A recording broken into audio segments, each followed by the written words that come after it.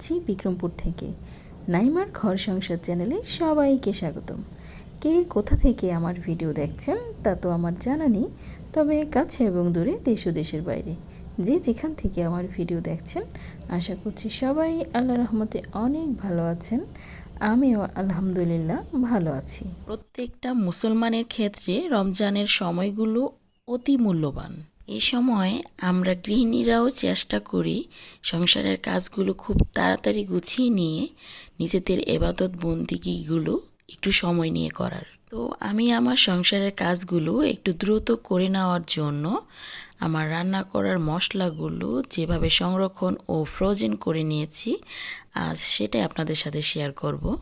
যারা পুরাতন ও অভিজ্ঞ গৃহিণী তারা তো এই পদ্ধতিগুলো অলরেডি জানেন, তবে যারা নতুন এবং হয়তো কিছু কিছু জানেন আর কিছু কিছু জানেন না, তো তাদের জন্য আমার আজকের এই ভিডিওটি। আশা করছি একটু হলেও এই ভিডিওটি আপনাদের উপকারে আসবে আর ভালোও লাগবে।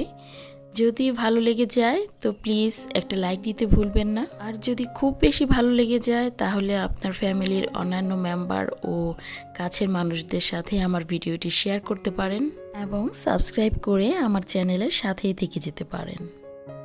আজ আমি কয়েক ধাপে পেঁয়াজ সংরক্ষণ করব। প্রথমেই আনাম পেঁয়াজগুলো সংরক্ষণ করে নিচ্ছি। এ নিয়ে একটা ভিডিও আমার অলরেডি করা আছে, তাই আনাম পেঁয়াজ কিভাবে সংরক্ষণ করতে হয় সেটার বিস্তারিত দেখালাম। পেঁয়াজগুলো ছিলার পর ভালোভাবে ধুয়ে নিয়েছি, আর ভেজা পেঁয়াজগুলো একটা শুকনা পরিষ্কার ন্যাকড়া দিয়ে সুন্দর করে মুছে নিয়েছি।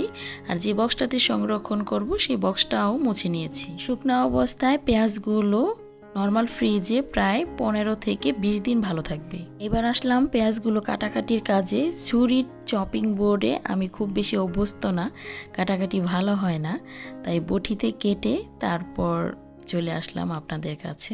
আমি 3 রকম শেপে পেঁয়াজগুলো কেটে নিয়েছি। প্রথমেই কেটে নিয়েছি তরকারি রান্না করার জন্য, এরপরেগুলো একটু কিউব করে কাটা। আর এখানে যে বেশিরভাগের যে অংশটা, এটা একদম চিকন করে কেটে নিয়েছি বেরেস্তা করার জন্য। রমজান মাসে কিন্তু বেরেস্তাটা আমাদের অনেক প্রয়োজন হয়, বিশেষ করে সব ধরনের চপ বানাতেই কিন্তু আমাদের বেরেস্তা লাগে। আর রমজান মাস বলে রিচ ফুড খাবো না সেটা কিন্তু একদমই মেনে নেওয়া যায় না, বরং রমজান মাসে এই ভাজা পোড়া বা অন্য ধরনের রিচ ফুডগুলো কিন্তু অনেক বেশি পরিমাণে খাওয়া হয়। তাই পোলাও, রোস্ট, বিরিয়ানি এসব ধরনের খাবারে বেরেস্তা কিন্তু লাগবেই লাগবে। তাই আমি বেশ কিছু বেরেস্তা করে নিলাম। এটা পরবর্তীতে আমার যে কোনো ধরনের চপ বা অন্য পোলাও রোস্ট করার ক্ষেত্রে কাজে লাগবে। বেরেস্তাগুলো আমি একটা টিস্যু পেপারের উপর তুলে নিলাম, এতে তেলটা টেনে যাবে। তারপর আমি একটা বক্সে করে নর্মাল ফ্রিজে সংরক্ষণ করব। দেখা যাবে এটা নর্মাল ফ্রিজে প্রায় 1 মাসেরও বেশি দিন ভালো থাকবে। একটু ঠান্ডা হয়ে যাওয়ার পর তারপর এটা আমি একটা বক্সে ভরে নিলাম। কেটে নেওয়া বাকি পেঁয়াজগুলো কিন্তু আমি যে কোনো রান্নায় খুব সহজে ব্যবহার করতে পারবো। রান্নার সময় শুধু নর্মাল ফ্রিজ থেকে বের করব আর রান্না করব। কাটা পেঁয়াজগুলো নর্মাল ফ্রিজে 3 থেকে 4 দিন ভালো থাকে। এরই মাঝে আমি বেশ কিছু পেঁয়াজ মোটা করে কেটে তারপর ব্লেন্ডারে ব্লেন্ড করে নিয়েছি। তো ব্লেন্ড করার জন্য যে কোনো শেপে পেঁয়াজ কাটা যায়, তো আমি তাড়াতাড়ি করার জন্য মোটা করে কেটে নিয়েছি। আর এই পেঁয়াজগুলো আমি ডিপ ফ্রিজে সংরক্ষণ করব। ব্লেন্ড করা পেঁয়াজ নর্মাল ফ্রিজে 1 থেকে 2 দিনের বেশি ভালো থাকবে না, তো এই জন্য আমি এগুলো ডিপ ফ্রিজে সংরক্ষণ করব।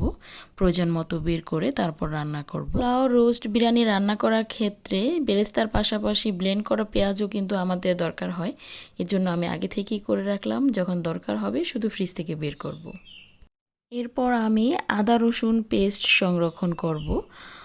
অনেকে কি করেন, বেশি করে যখন ব্লেন্ড করেন বক্সে করে করে ডিপ ফ্রিজে রেখে দেন, তো সেটা আমিও করি। যখন বেশি করে আদা রসুন পেস্ট করি তখন ছোট ছোট বক্সে করে আমি ডিপ ফ্রিজে রেখে দিই।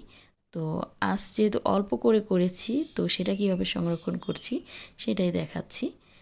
তো এরকম আমি একটা বরফের কেস নিয়েছি, আর এখানে আমি ডিপ ফ্রিজে সংরক্ষণ করার জন্য নিয়েছি।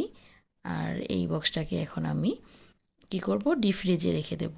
যখন ফ্রোজেন করা হয়ে যাবে তখন এগুলো আমি বের করে একটা বক্সে সুন্দর করে রেখে দিব।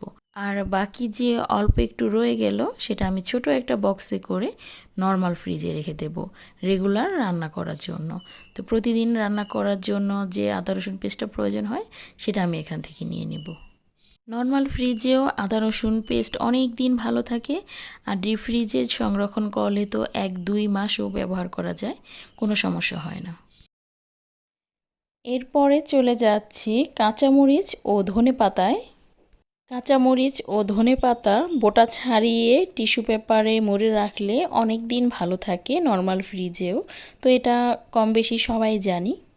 আমিও এইভাবেই রেখেছি, বেশ কয়েকদিন হয়ে গেছে, এখনও কিন্তু মাশাআল্লাহ অনেকটাই ভালো আছে।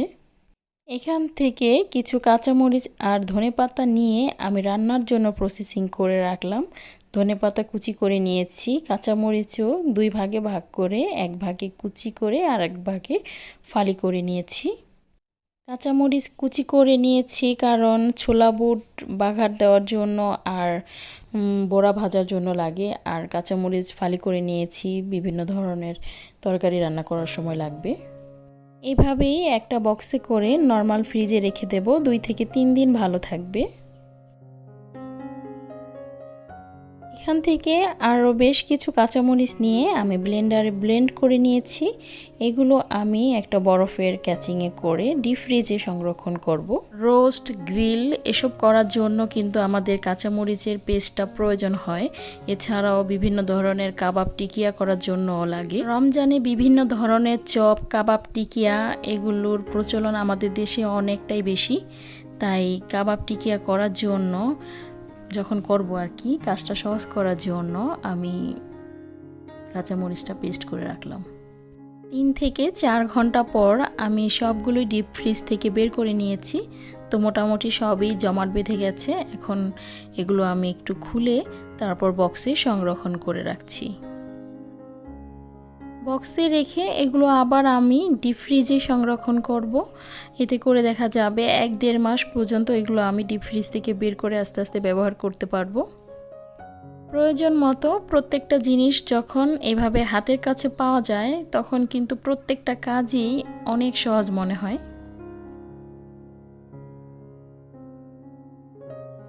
এবার আসি কিছু মশলা সংরক্ষণে। আমি বাজার থেকে বেশ কিছু জিরা কিনে নিয়ে এসেছি, খোলা জিরা। তো এগুলোর মধ্যে কিন্তু অনেক ময়লা থাকে, তো একটা চালনিতে করে এগুলো আমি খুব ভালোভাবে চেলে নিয়েছি আর বেছেও নিয়েছি, ময়লা টোলা যা ছিল সব ফেলে দিয়েছি। এই ছোট ক্যানটায় আমি আনাম জিরা সংরক্ষণ করে রাখছি। আনাম জিরা আমাদের বিভিন্ন ধরনের ডাল, বাঘার আর অন্যান্য অনেক কিছুতেই লাগে। আর পরবর্তীতে আমি কাঁচা জিরা ব্লেন্ড করে ডিপ ফ্রিজে সংরক্ষণ করব, এই জন্য একটু পরিমাণে বেশি রাখলাম। আজ করতে পারবো না, এই জন্য সংরক্ষণ করেই রাখলাম, কারণ ব্লেন্ডারের কাজগুলো আমি অলরেডি করে ফেলেছি। তাছাড়া জিরা কিছুক্ষণ ভিজিয়ে রেখে তারপর ব্লেন্ড করতে হয়, এজন্য সময়েরও দরকার আছে। বাকি জিরাগুলো আমি একটা প্যানে করে ভেজে নিচ্ছি। খুব বেশি গাঢ় কালার করব না, ব্রাউন কালার হলেই নামিয়ে নিব। তো এই তো হয়ে গেছে, এই অবস্থাতেই আমি চুলাটাকে বন্ধ করে দিব। এরপর আমি প্যানে গরম মশলা দিয়ে দিচ্ছি। তো কিছু দারচিনি, কিছু এলাচ এবং লবঙ্গ, এগুলো আমি মিডিয়াম আঁচে হালকা হাতে একটু ভেজে নিচ্ছি।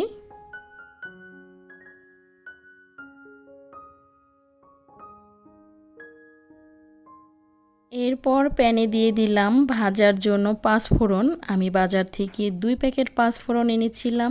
1 প্যাকেট অলরেডি আমি একটা ক্যানে সংরক্ষণ করে ফেলেছি। 5 ফোড়নের গুঁড়া যেমন আমাদের অনেক কাজে লাগে, তেমনি আনাম 5 ফোড়নও আমাদের অনেক কাজে লাগে। এই জন্য 2 প্যাকেট 5 ফোড়নের 1 প্যাকেট আমি আনাম রেখেছি আর আরেক প্যাকেট গুঁড়া করার জন্য ভেজে নিয়েছি। একটু ঠান্ডা হয়ে আসার পর এগুলোকে আমি গুঁড়ো করে নিয়েছি। এবার নির্দিষ্ট ক্যানে এগুলো আমি ভরেও নিয়েছি। প্রথমেই আছে জিরার গুঁড়া, তারপর আছে আনাম জিরা, আনাম 5 ফোড়ন, তারপর 5 ফোড়নের গুঁড়ো এবং গরম মশলার গুঁড়ো। এর আগে আমি গোলমরিচ গুঁড়ো করে নিয়েছিলাম, তো সেগুলো আর ক্যামেরা বন্দি করা হয়নি। একটা কালো গোলমরিচ ও একটা সাদা গোলমরিচ, একেবারে শেষে একটা ক্যানে রেখেছি টেস্টিং সল্ট। টেস্টিং সল্ট স্বাস্থ্যের জন্য খুব একটা ভালো না, এজন্য এটা কম ব্যবহার করাই ভালো। এইরকম ছোট ছোট ক্যান বাজারে কিন্তু অ্যাভেলেবেল কিনতে পাওয়া যায়, বিশেষ করে আরএফএলের দোকানগুলোতে। আমি এগুলো আরএফএলের শোরুম থেকেই এনেছি, তবে সবগুলো ক্যান একরকম হয়ে যাওয়ায় একটু সমস্যা হবে। আর দেখা যায় অনেকগুলো মশলাই একই রকম কালার, এক্ষেত্রে এলোমেলো হয়ে যেতে পারে। তো সেই দিকটা বিবেচনা করে আমি একটা ট্যাপ দিয়ে ছোট ছোট টুকরো করে সেই ট্যাপগুলো ক্যানের গায়ে লাগিয়ে দিয়েছি। আর কোন ক্যানে কোন মশলা রেখেছি সেগুলোর নাম লিখে রাখছি। এতে করে মশলা এলোমেলো হয়ে যাওয়ার কোনো চান্স থাকবে না। আমার তো ছোট একটা সংসার, তাই আমার সব কিছু ছোট ছোট, মশলাও খুব অল্প পরিমাণে সংরক্ষণ করি। তো যার ফ্যামিলি যেরকম, যাদের ফ্যামিলিতে বেশি সদস্য, তো তারা আরেকটু বড় ক্যান কিনে সেখানে সংরক্ষণ করতে পারেন। অনেকে আছেন আরও অনেক ধরনের মশলা ব্যবহার করেন, তো তাদের ক্ষেত্রে মশলা এলোমেলো হয়ে যাওয়ার চান্স থাকে, তারা কিন্তু এই পদ্ধতিটা অবলম্বন করতে পারে। আমার মতো ট্যাপ বা যে কোনো আঠালো কাগজ লাগিয়ে সেগুলোর মধ্যে নাম লিখে রাখলেই হলো, আর এলোমেলো হওয়ার চান্স থাকবে না। তো এবার চলে আসলাম শুকনা মরিচ গুঁড়ো করার কাজে। শুকনো মরিচটা আমি একটু টেলে নিচ্ছি, কোনো তেল ইউজ করিনি, কাঠখোলায় টেলে নিচ্ছি।